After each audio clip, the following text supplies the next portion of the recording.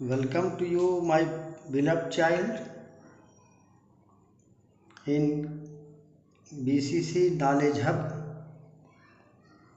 अभी आप पोइट्री पढ़ रहे हैं। इससे पहले वीडियो में आपको पोइट्री के स्टैंजास पढ़ाए गए थे। अब हम तीसरे चैप्टर पे, थर्ड चैप्टर पर पहुंच रहे हैं और आज पढ़ेंगे हम द विलेज सॉन्ग। मैंने पहले भी बताया था कि पोएम पढ़ने के लिए, पोइट्री पढ़ने के लिए आप अपने अंदर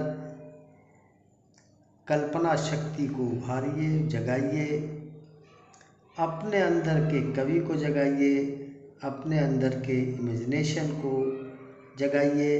जब तक आप ये नहीं करेंगे तब तक आप कवि के या कवित्री के कल्पना के द्वारा बनाए गए संसार में विचरण नहीं कर सकेंगे और उसका मज़ा नहीं ले सकेंगे। पोइट्री समझने के लिए शब्दों के अर्थ को जानना ज़रूरी नहीं है कि शब्द का अर्थ जान लिया आपने और पोइट्री समझने लगे आप। भाव को समझिए, उसमें भाव क्या है, फिर उसके पीछे छुपे हुए इमेजिनेशन को समझिए कि कवि या कवित्री, पोएट या पोएटेस कैसी दुनिया बनाता है और किसी चीज़ को किस तरीके से, किस नज़र से देखता है और उसकी विचारधारा क्या है, किस तरीके से वो आपके सामने प्रोवाइड करता है। इसको देखना बहुत ज़रूरी है, तभी आपको पोइट्री समझ में आएगी।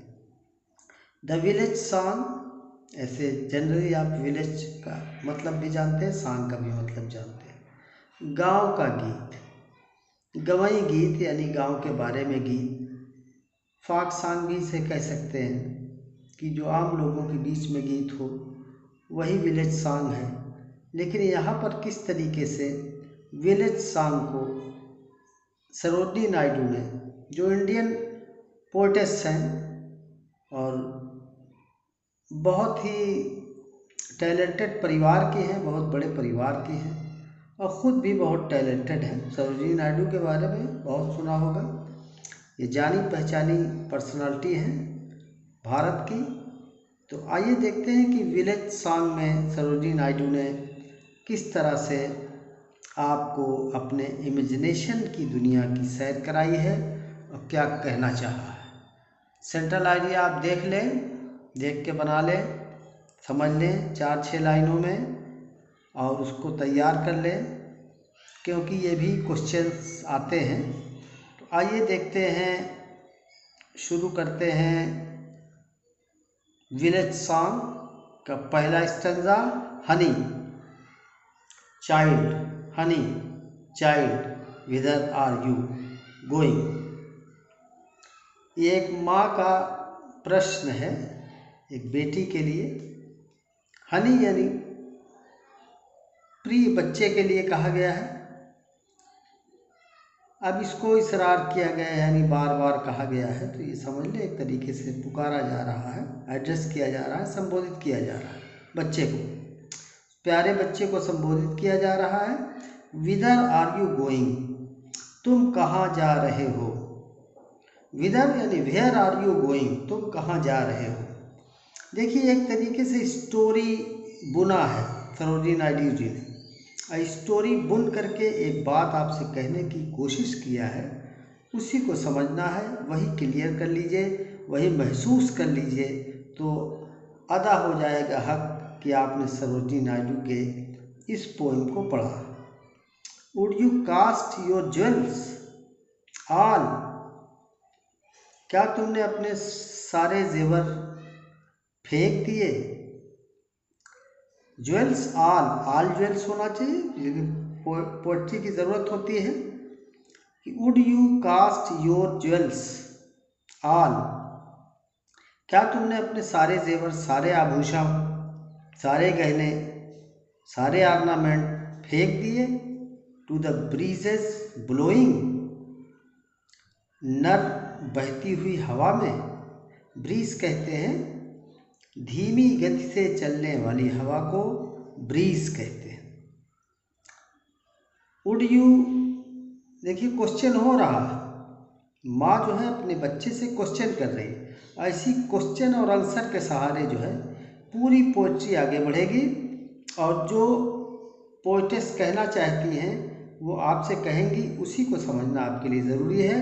Would you leave the mother who on golden grain has fed you?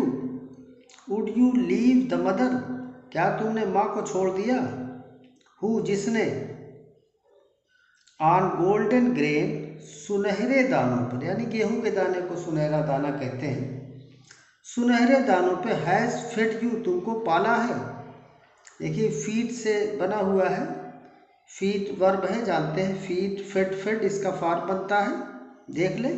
लेकिन फीड के मानी होते हैं खिलाना, लेकिन ये फीड के साथ ऑन का प्रीपोजिशन लगा दे आप, तो फीड ऑन या लिव ऑन, पालना, पालन पोषण करना।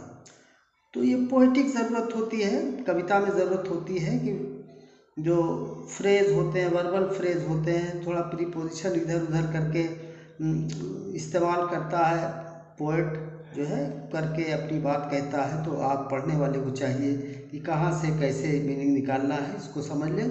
कि who on golden grains has fed you, जिसने तुमको गेहूं के दानों पर पाला है, यानी पालन पोषण किया है, उस माँ को क्या तुम छोड़ दोगी, लीव कर दोगी? आगे जाएं।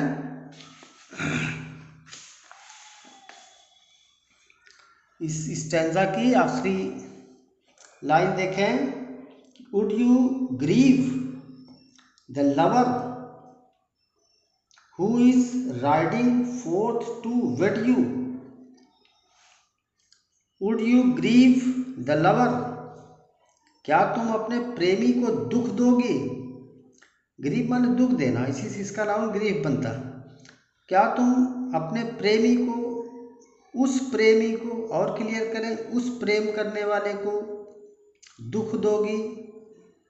Who is riding forth to wed you, जो घोड़े पर सवार होकर के तुम्हें ब्याहने आता है, आ रहा है। हु इज राइडिंग फोर्थ, जो सवार होके आ रहा है, टू वेड यू, तुमसे शादी करने के लिए, क्या तुम उसे छोड़ दोगी? यानी कि लड़की है तो उसकी शादी होना है, माँ ने उसको पाला बड़ा किया, फिर एक उसका प्रेमी आएगा घोड़े पे सवार होके, ऐसा माना जाता है, कहा जाता है, सोशल कस्टम है, समाज का नियम है, रस्म रवाज है कि दूल्हा घोड़े बैठ के आता था, अब तो चाहे जैसे चला आता है। तो ये जो होके सवार होके आ रहा है तुमको ब्याहने के लिए, तुम्हारा प्रेमी, क्या तुम उसको छोड़ दोगी? ये एक स्टैंजा पूरा हुआ आपका। दूसरे स्टैंजे पे गौर करें आप कि mother mine to the wild forest I am going, मेरी माँ, मदर माइन, माइन माने मेरी, मेरी माँ, to the wild forest I am going, मैं जंगल की तरफ जा रही हूँ। Where upon the champa bough the champa buds are blowing, where, जहाँ चंपा के डालियों पर, चंपा एक फूल का नाम है जैसा कि आप जानते हैं, आपकी तरफ चंपा होता है आमतौर तरीके से, चंपा चमेली नाम सुना होगा, आसपास पेड़ भी मिलते हैं, सफ़ेद फूल होते हैं इसके। तो वेयर अपॉन द चंपा बोज, जहाँ चंपा की डालियों पर चंपा की कलियां आर ब्लोइंग, विकसित होती हैं, यानी फलती फूलती हैं, उस जंगल में मैं जा रही हूँ। और to the koel haunted river isles where lotus lilies glisten. अब देखें आपकी दृश्य चित्रण है, पूरा सीक्वेंस पोएटिक बता रही हैं कि जंगल जा रही है लड़की। एक्चुअली ये डिस्क्रिप्शन है नेचर का, प्रकृति का वर्णन है, प्रकृति की तरफ वो जा रही है। तो ये एक तरफ से संकेत है हमको, आपको, सबको, आप देखें इसको कि टू द कोयल हांटेड रिवर्स आइजेल्स। कोयल हांटेड, कोयल आप जानते हैं पक्षी है। कोयल के प्रेत बाधा में से भरी हुई नदियों का दृश्य। कोयल हांटेड का मतलब कोयल जिसे भूतिया बना देती। इसको और थोड़ा सा क्लियर करें आप कि जब चारों तरफ सन्नाटा होता है, पेड़ होते हैं, नदियाँ बहती हैं जंगल में, पेड़ खिले होते हैं, फूल खिले होते हैं, पेड़ विकसित होते हैं, तमाम चारों तरफ सन्नाटा होता है, आबादी जैसी चहल पहल, शोर तमाशा ये नहीं होता, जहाँ सन्नाटा होता है और एक आदमी वहाँ पर उसके दृश्य को, सीक्वेंस को, मंजर को देखता है तो एक तरीके से लगता है कि जैसे भूतिया है, प्रेत बाधा है, यहाँ प्रेत है, इंसान नहीं है। तो एक तरीके से उसकी खूबसूरती है।